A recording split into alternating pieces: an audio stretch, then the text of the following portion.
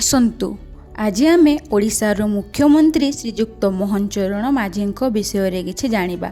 से केमिति गाँवर शिशु मंदिर ओडिशार मुख्यमंत्री होई पारिथिले से विषय किछि नुआ तथ्य जानिबा। केन्दुझर जिल्लार रही राईकला ग्राम।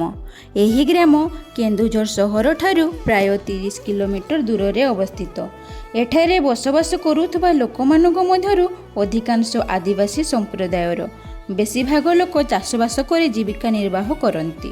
सेही ग्राम रे 1972 मसीहा जानुआरी 6 तारिख रे मोहन चरण माझी जन्मग्रहण करथिले। तांको पितांको नाम गुणाराम माझी और तांको मातांको नाम बेले माझी। तांको पिता राईकला विद्यालयर पियन भावे कार्य करुथिले। मोहन हेउछंती परिवारर ज्येष्ठ संतान। तांको तळे भाई पूर्णचंद्र और भौणी रासमणी। अभाव कर्षण भितरे तांकर पिलादिन अतिबाहित होईछि। कम बयसरु से मातांकु हराइछंती। से पिलाटी दिनरु प्रतिकूल परिवेश सह संघर्ष करी बंचिबा शिखिछंती। 1987 मसीह से झुंपुरा हाईस्कूल मैट्रिक पास करथिले। तापरे से आनंदपुर महाविद्यालय कलारे युक्त 2 पढ़िले। सेठारु उत्तीर्ण होई चंपुआर सामंत चंद्रशेखर महाविद्यालय कलारे डिग्री हासिल कले। तथापि तांकर पढ़िबार आशा मौली गला नाही। से आईन पढ़िबा पई ढेंकानाल आईन महाविद्यालय रे नाम लेखैले और आईन रे स्नातक डिग्री हासिल कले। छात्र प्रस्तार से राष्ट्रीय स्वयंसेवक संघ आदर्श रे अनुप्राणित होइथिले। से झुंपुरा स्थित सरस्वती विद्या मंदिर रे शिक्षक भावे निजर कर्ममय जीवन आरंभ कले।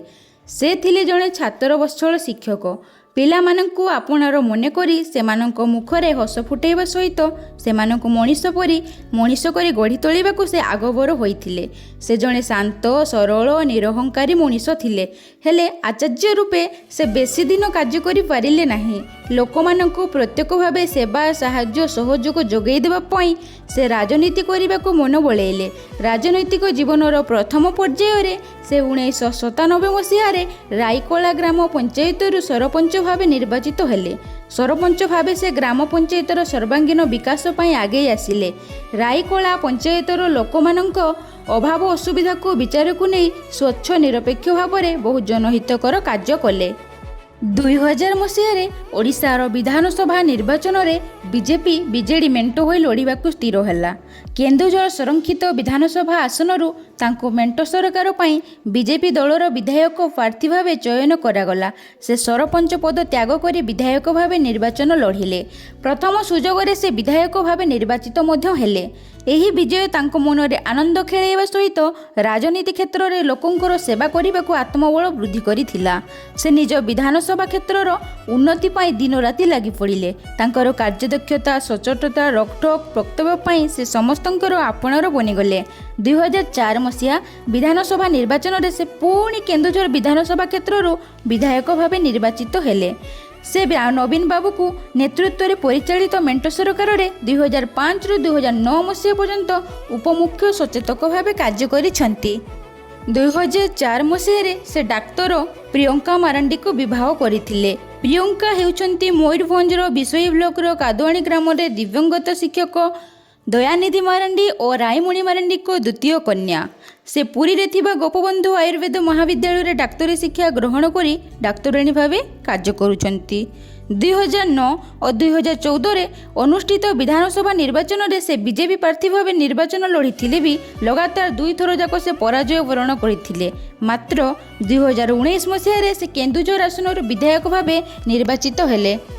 जणे उत्तम विधायक भाव तांकर सुनाम रहिछि।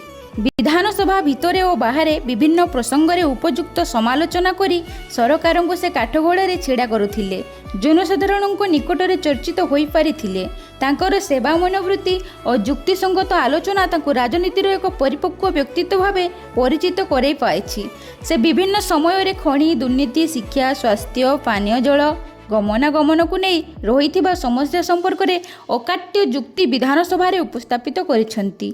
से बीजेपी दलर केन्दुझर जिला सभापति भावे कार्य करिसंती। ता सहित राज्य बीजेपी साधारण संपादक और बीजेपी जनजाति मोर्चार राष्ट्रीय संपादक। से विरोधी दलर मुख्य सचेतक और विधानसभा पब्लिक अकाउंट्स कमिटीर अध्यक्ष भावे कार्य करथिले। से मुख्यमंत्री हेउछंती बोली खबर पाइबा बेलकु से थिले कैपिटल हॉस्पिटल रे। कारण तांको कार्यालयर जड़े कर्मचारी चंदन महापात्र किछि घंटा पूर्व मोटरसाइकेल दुर्घटना आहत होई सेही डाक्तरखाना चिकित्सित हेउथिले। सेही खबर पाई से सेठाकु जाइथिले। सेठी ही तांकर मृत्यु होइथिला। मोहन बाबू सेठारे रही तांको परिवार को समवेदना जणाइबा सहित शव व्यवच्छेद कथा बुझाबुझी करुथिले। सेठी ही से मुख्यमंत्री हेबार खबर पाई विधायक दल बैठक को छळ छळ आखिरे आसी पहुंचीथिले। जणे सहायकଙ୍କ प्रति तांकर आत्मीयता समस्तଙ୍କୁ चकित करिथिला। से मुख्यमंत्री भावे कार्य जोग देबा परे प्रथम कैबिनेट रे बहुत गुरुत्वपूर्ण निष्पत्ति कार्यकारी करथिले।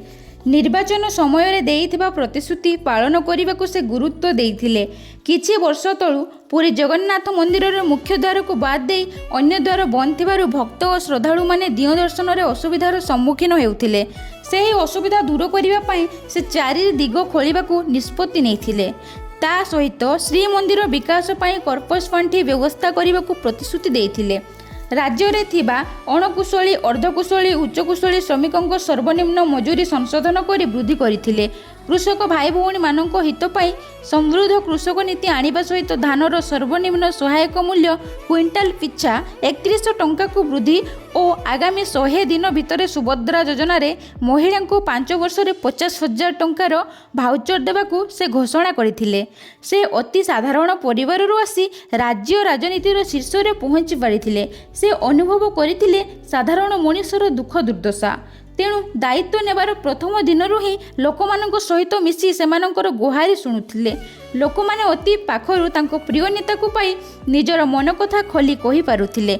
से प्रतिदिन अपराह्न 3टारू 5टा लोकमानक अभियोग शुणानी पाई समय देउथिले। से ओडिया अस्मिता उपरे गुरुत्व देइछंती। ओडिया अस्मितार पुनरुद्धार और ओडिशार कला साहित्य संस्कृति और ऐतिह्य को प्रोत्साहित करने पाई विभिन्न पदक्षेप ग्रहण करिसेंती। ओडिया अस्मिता भवन निर्माण, ओडिया अनुवाद कोडेमी प्रतिष्ठा, तालपत्र पांडुलिपि पाई एक विश्वस्तरीय संग्रहालय प्रतिष्ठा, पाइक विद्रोह स्मारक निर्माण, बालीयात्रा को आंतर्जातिक मान्यता प्रदान, कलाकार गौरव विधि योजनार प्रस्तुति, ओडिसी संगीत और नृत्य प्रशिक्षण पाई आर्थिक सहायता, जातीय और अंतर्जातीय स्तर विश्वविद्यालय रे ओडिया चेयर प्रतिष्ठा और जगन्नाथ संस्कृति प्रचार तांकर लक्ष्य रही। समस्त सरकारी कार्य चिठी और नथिपत्र ओडिया भाषा रे परिचालना करने को से समस्त विभाग को निर्देश देइछंती। ओडिया भाषार प्रसार पाई आईन वैषयिक और भेषज पाठ्यक्रम को ओडिया भाषा रे पढ़ा जिबाकू लक्ष्य रखिछंती। 80 वर्षर ऊर्ध्व वयस्क नागरिक और शतकड़ा 80 रु अधिक अक्षमता थिबा दिव्यांग व्यक्ति भत्ता को 1200 टंका रु 3500 टंका को वृद्धि करिछंती। 2036 मसीहा को ओडिशा को 100 वर्ष पूरीब। एहाकू आखि आगरे रखी विकसित ओडिशार स्वप्न को साकार करिबा उद्देश्य रे से सबु प्रकार उद्यम करने को आग्रही होइछंती। से आम ओडिशार मुख्यमंत्री पदर कार्यभार सठिक भाव में तुलेछंती। तेणु श्री जगन्नाथ तांकु सबुबेले सुखरे रखंतु और स्वास्थ्यवान रखंतु। जय श्री जगन्नाथ। वंदे उत्कल जननी।